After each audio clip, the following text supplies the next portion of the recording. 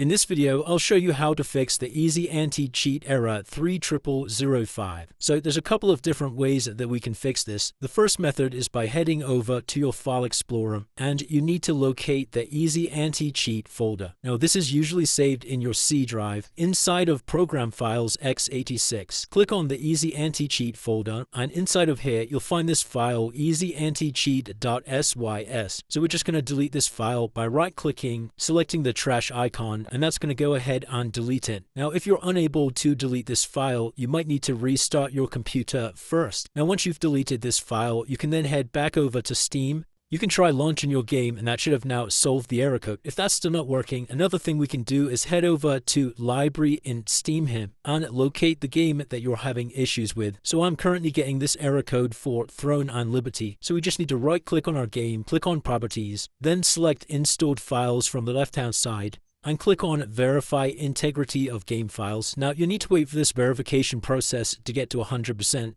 And then once again, you could check to see if that's now fixed the issue. Now, another reason why this error message may occur is if you're using another game that uses Easy Anti-Cheat and you still have this running in the background, and then you try to move over to another game without completely closing down the original game first. So one way to check this is just by heading over to the Task Manager on your computer, and just make sure if you are playing multiple games or you have played multiple games, just make sure you've completely closed down the first game first before trying to open the second game, and that's another way that you can fix this issue. So it's as simple as that, guys. Hopefully by following these steps, that's now fixed the Easy Anti-Cheat error message. If you did find this video helpful, then please consider dropping a like and subscribe.